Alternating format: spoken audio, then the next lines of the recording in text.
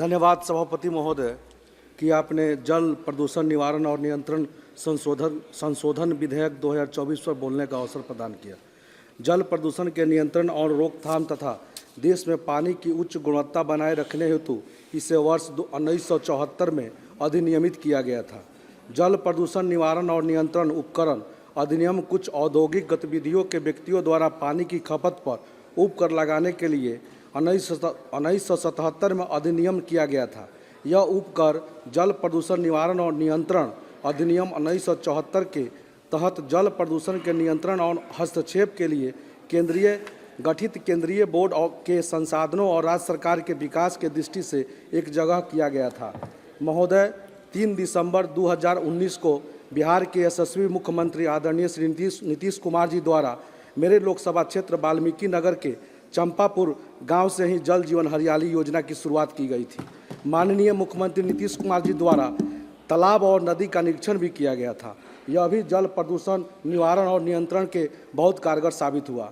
जल बचाना, जल को प्रदूषण से मुक्त करना, जल का नियंत्रण और बंटवारा हर देशवासियों के लिए लक्ष्य होना चाहिए। जल प्रदूषण निवारण, नियंत्रण और नवीनीकरण द्वारा राज्यों के विभिन्न क्षेत्रों में नदियों और कुओं की स्वच्छता को बढ़ावा देना भी है। यह पर्यावरण, वन और जलवायु परिवर्तन मंत्रालय के एक फील्ड संगठन का काम करता है तथा मंत्रालय को पर्यावरण संरक्षण अधिनियम 1986 के उपबंधों के बारे में तकनीकी सेवाएं प्रदान करता है। महोदय, जल प्रदूषण की रोकथाम और नियंत्रण संशोधन बिल 2024 को 5 फरवरी 2024 को राज्यसभा में पेश किया गया। बिल कई उल्लंघनों को अपराध की श्रेणी से हटाता है और इसके बदले जुर्माना लगाता है। यह शुरुआत में हिमाचल प्रदेश, राजस्थान और केंद्र शासित प्रदेशों में लागू होगा। अन्य राज्य अपने यहाँ इसे लागू करने के लिए प्रस्ताव पारित कर सकते हैं। मुख्य उद्देश्य यह है कि उद्योग स्थापित करने के लिए सहमति में छूट। राज्य बोर्ड के अध्यक्ष एक्ट के तहत SPCB के अध्यक्ष को राज्य सरकार द्वारा नामित किया जाता है। बिल में कहा गया है कि केंद्र सरकार अध्यक्ष के नामांकन के तरीके और सेवा के शर्तों को निर्धारित करेगी। प्रदूषित पदार्थ का बहना एक्ट के तहत SPCB ऐसी किसी भी गतिविधि को तुरंत रोकने के लिए निर्देश जारी कर सकता है जिससे जलाशयों में हानिकारक और प्रदूषणकारी पदार्थ बहता हो। अन्य अपराधों पर दंड एक्ट के तहत ऐसा अपराध जिसके लिए सजा स्पष्ट रूप से निर्दिष्ट नहीं हो, 3 महीने तक की कैद या 10,000 रुपये तक के जुर्माने, ये दोनों दंडनीय है।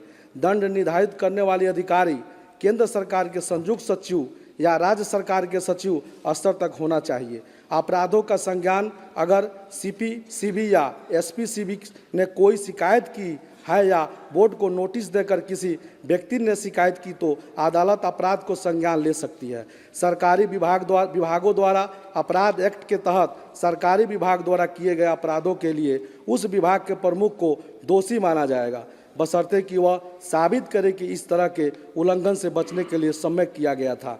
माननीय, उपरोक्त तथ्यों का महत्व, दूरगामी परिणाम और देश के भविष्य को देखते हुए बिहार के माननीय मुख्यमंत्री जी श्री नीतीश कुमार जी कहते हैं कि जल से ही हरियाली है और हरियाली है तो जीवन है। अतः मैं इसी बात के साथ मैं अपने पार्टी की ओर से इस बिल का समर्थन करता हूँ। बहुत बहुत धन्यवाद। Thank you. Honourable member Shri अनुभव मोहंती जी।